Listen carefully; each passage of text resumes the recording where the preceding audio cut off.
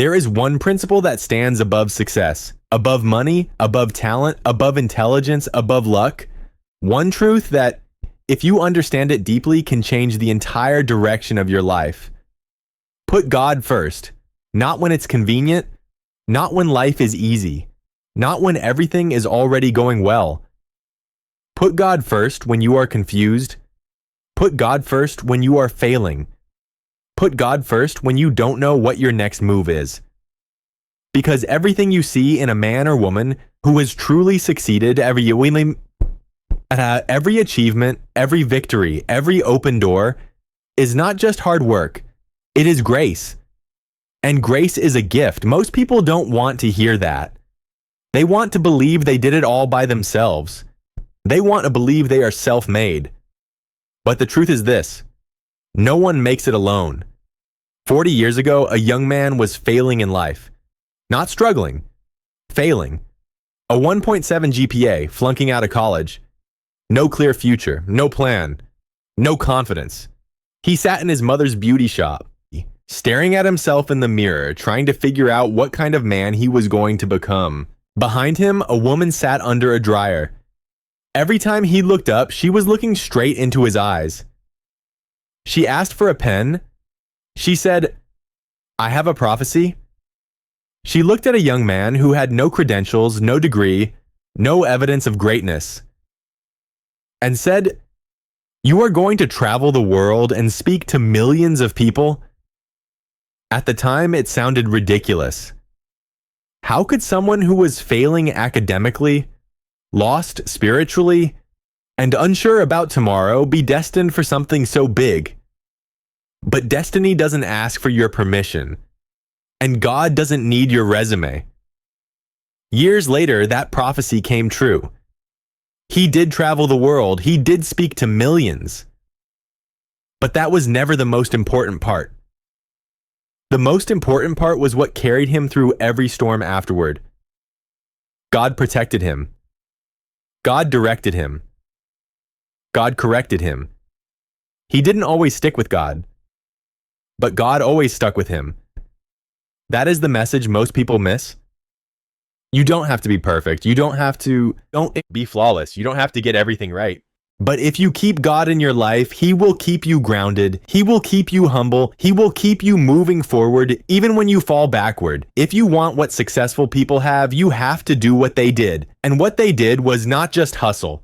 They put God first, before the applause, before the money, before the recognition. Because when God is first, everything else finds its proper place. The world you're living in today is not gentle. It's fast. It's loud, it's unforgiving. You're told to chase status, chase pleasure, chase attention, but nobody tells you what happens when those things fail you. And they will. Money won't save your soul. Fame won't heal your pain. Success won't give your life meaning. Only God can do that. Putting God first doesn't mean you won't struggle. It means you won't struggle alone. It doesn't mean you won't fall. It means you won't stay down. Because when God is above everything, your life gains direction. You stop drifting. You stop reacting. You start living with purpose. You begin to understand that everything you have, your talent, your opportunities, your second chances, is not an accident. It is stewardship. And stewardship comes with responsibility. God didn't bless you just for you. He blessed you so you could become a blessing. But before you can lead others, before you can help others, before you can inspire others, you must first submit. Submit your ego, submit your fear, submit your plans, because God sees what you cannot see. He knows where the road leads, even when it looks like a dead end to you. If you are watching this right now and feel lost, if you feel behind in life, if you feel like you've wasted time, understand this: your failure does not disqualify you. God is not finished with you. Your story is not over. Your purpose is not canceled. Your calling has not expired.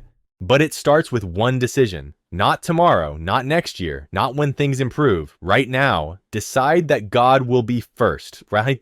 In your thoughts, in your choices, in your work, in your discipline, in your dreams.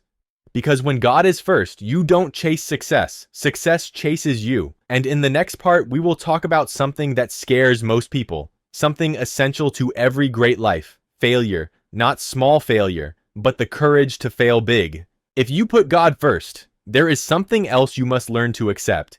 Failure. Not the kind of failure that quietly disappears. Not the kind you hide from people, but the kind of failure that is loud, visible, embarrassing. Fail big. That idea terrifies most people. We grow up being trained to avoid mistakes, avoid embarrassment, avoid risk, play it safe, stay comfortable, don't stand out.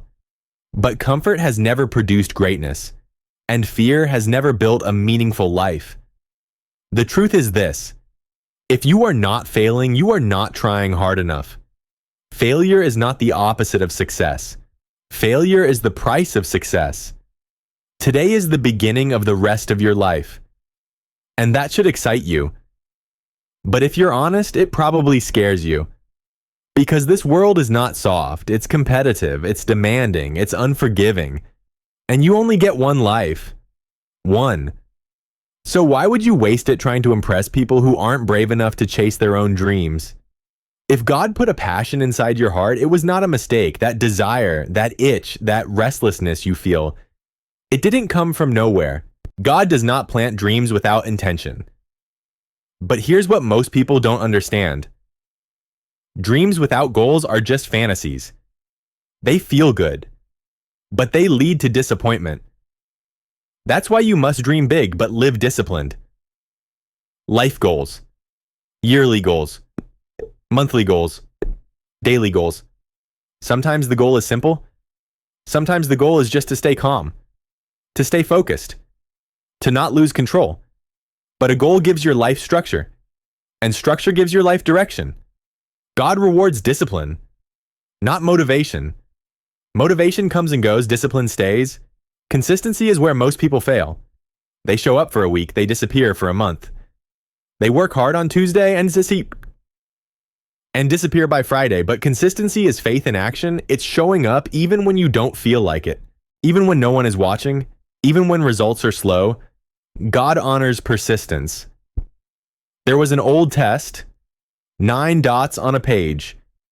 The challenge was to draw 5 straight lines without lifting the pencil. Most people failed. Why?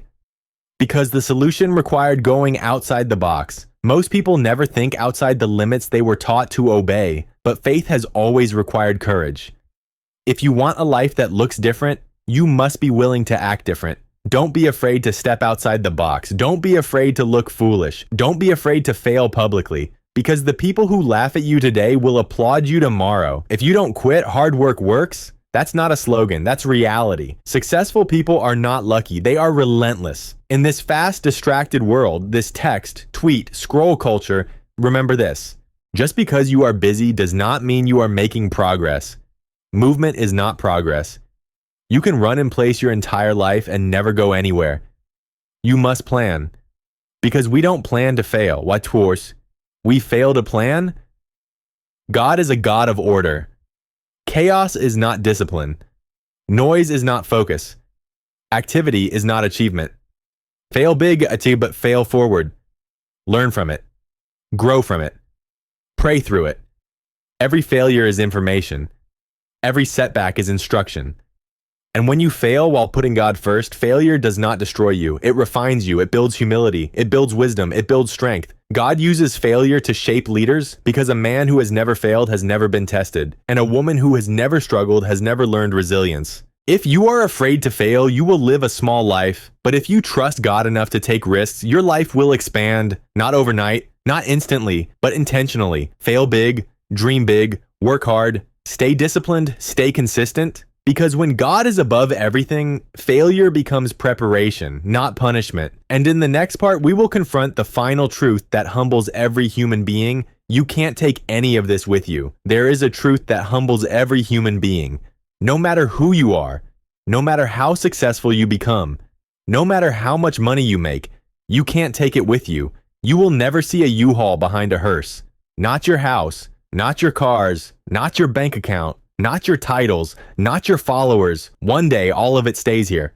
And what will matter then is not how much you had, but what you did with what you were given. Every person watching this has something valuable: talent, time, experience, pain, wisdom. God didn't give you those things just to make your life comfortable. He gave them to make your life meaningful. We all have different callings.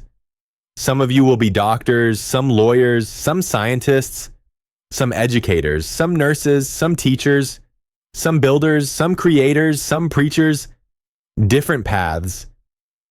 Same responsibility: to serve. The world teaches you to chase more. God teaches you to give more. And here is the paradox most people never understand. The most selfish thing you can do is help someone else. Why? Because nothing gives deeper joy than lifting another human being. Not money, not status, not luxury. The joy you feel when you help someone rise is unmatched. That is where fulfillment lives. That is where peace lives. That is where true success lives. If you want to know how close you are to God, look at how you treat people who can do nothing for you. Service is the evidence of faith, and gratitude is the foundation of service. Before you ask God for more, look at what you already have. Before you complain about what's missing, thank Him for what's present. There is a simple prayer that can change your entire perspective. Tonight, before you go to sleep, put your slippers, your shoes, far under your bed, so that when you wake up in the morning, you must get on your knees to reach them. And while you're down there, say thank you. Thank you for grace. Thank you for mercy. Thank you for forgiveness. Thank you for wisdom. Thank you for parents. Thank you for love. Thank you for peace. Thank you for protection. Thank you for provision. Gratitude realigns your soul. It reminds you that everything you have is borrowed. And when you live with gratitude, pride loses its power over you. Here is a truth that will change the way you see your dreams.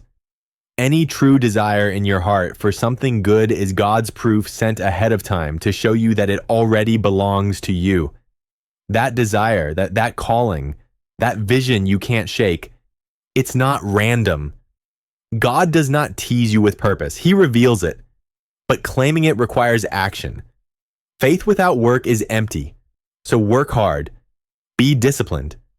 Be patient. And when God blesses you, because He will, reach back. Pull someone else up. Each one, teach one. Don't just build a life, build people. Don't just make a living, make a difference. Success is not measured by applause, it's measured by impact. And impact outlives you. Long after your name is forgotten, your influence remains. That is legacy. When God is above everything, your life stops being about you. Your pain becomes purpose. Your struggle becomes strength. Your story becomes testimony. And one day when your time is done, it won't matter how loud the world was. What will matter is whether you walked in faith, lived in discipline, served with humility, and loved without fear. Put God first. Fail big. Serve others. Live grateful, because at the end of your life, you won't stand before success. You will stand before God. And when you do, may your life be the proof that He was above everything.